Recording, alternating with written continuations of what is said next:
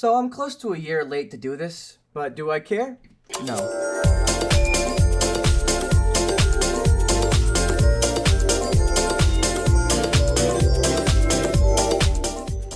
Help 1 and 2 had a late December release last year in 2023, which, knowing the history of Steel Wool, might have been a little concerning, though at the same time, not really, because they had said it was coming out late this year, and it did look mostly finished, but you know how Steel Wool can be with rushing things. Alas, they came out with one of the best games in the whole series.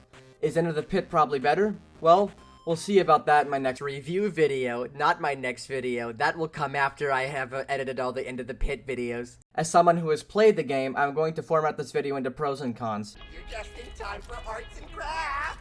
Though this game isn't particularly scary, at least not in Flat mode, which is how I played it, Steel Wool more than makes up for it with the variety of minigames in Help 1 and 2.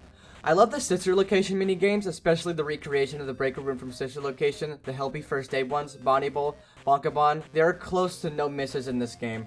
I don't really love the makeup ones because they rely a lot on RNG and are time-based, especially the Roxy ones, because the look at me mechanic is kind of annoying. It does make sense for Roxy's character, yes, but it gets very irritating really fast.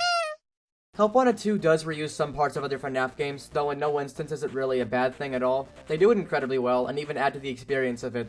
I would have preferred that the sister location minigames stay a little more true to the originals, but that's all really just a personal issue that doesn't affect my feelings toward the game that much at all. There is seriously such a variety of minigames in Help 1 and 2, most of them original, that are really great.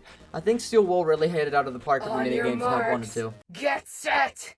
In some older Fnaf games, as well as the original Help Wanted, parts of the game are extremely hard, where other parts of the game are extremely easy or sometimes just hard the whole way through, or easy the whole way through. For example, though I don't hold this against Fnaf 1 and 2, they are both pretty easy consistently once you get the mechanics down. On the other side of this, there's Fnaf 4, where I have never been able to get the sound mechanics down, keeping me stuck at night 2. And Fnaf 3, which isn't even that hard, it's just that Springtrap is a pain. Sister Location is probably the worst difficulty curve out of any Fnaf game, whereas Night 1 is just a tutorial night pretty much, and then immediately in Nights 2 and 3 you're tasked with the breaker room and repairing Funtime Freddy. And don't get me started on Night 4. The original Help Wanted is interesting though, because parts of it are decently easy, other parts of it are extremely hard. Help 1 and 2 on the other hand balances the difficulty aspect of things incredibly well. Nothing in this game is too absurdly difficult for the average person to beat, which I'd argue is a really good thing. This game has a lot of new and interesting mechanics compared to previous entries, though it made me really mad on first playthrough. I like how Funtime Foxy runs down the opposite hallway in the sister location office when Chica is on his side, and how Funtime Freddy can throw Bonbon the opposite direction of whatever camera or hallway he is in, somehow including the vent.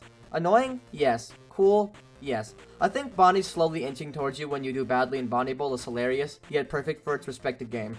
And finally, the noise mechanic in Helpy First Aid is also pretty funny, though still irritating on first playthrough. However, I do have some issues with this game, which leads me to the next segment, cons. Hey, Blackboard! Realistically, it's fine that this game takes place in between Ruin and Security Breach, and thus kind of makes sense for characters and places from Security Breach to be reused, but in other places I think it was just kind of lazy. For example, most of the jump scares in this game have the same exact sound, which happens to be the same one from Security Breach. I just really don't like the jump scare sound for Security Breach.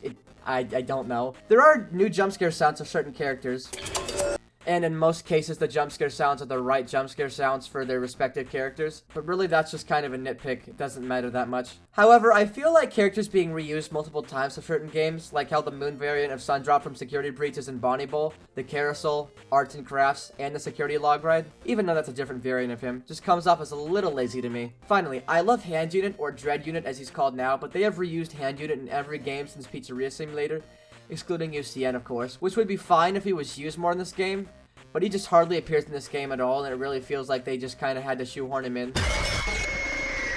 This game has some good jump scares, it really does, but it also has a lot of not so great ones. Even in the old FNAF games, not all the jump scares were necessarily amazing, but to be fair, they catch me more off guard a lot more than they do in this game, and they are also more iconic. Like I said earlier, I also find it kind of dumb that they reused the Security Breach jump scare sound for most of the jump scares in this game, but enough about that. I guess you forgot about me. Yes, you heard me correctly. The plush babies honestly annoyed the hell out of me. Is that exactly what they're supposed to do? Yes. The fact that the plush babies are harder to deal with than the original Help Wanted makes me never want to beat Help Wanted 1, because god damn it, they are so easy to deal with in most minigames. yet still managed to be incredibly annoying. I love beating Blast FNAF 2, opening the present, and seeing the f***ing plush baby. Anyways, it is pretty funny to crush him with bowling balls. You won't get tired of my voice, will you? Alright, I have no real issue with the fact that this game has voice acting, since that has been basically the standard since Sister Location. None of the voice actors do a bad job in this game. It's just that in minigames where animatronics appear over and over again when you have to fend them off, they didn't bother to record more than like 5 separate voice lines for them, which you think would be like not that bad, but oh my god, it is a lot of the time. For example, Funtime Chica in the Fazbear Theater minigame, I think that's the one it is. I think her voice lines were meant to be annoying, but god, she says the same 5 voice lines over and over again. And also, Moon in the Carousel Ride doesn't have more than a couple voice lines, though he is significantly less annoying than Funtime Chica. The Roxy makeup minigame also pisses me off because 1, the mechanic of having to constantly be looking at her so she doesn't get angry and kill you, and 2, the fact that they, you guessed it, recorded like 3 voice lines! It's just that William Athen is still in this game, which like, whatever, because he's helpy in this game. Notice his help eye spelled with an I intentionally, and he is just barely in this game. But that's sort of an issue at the same time. I feel like they kind of just shoehorned him into this game. I think the secret ending where Vandy completely kills him is cool, and the lore with the missing children getting the puppets also exists, so there's gonna be more FNAF anyways.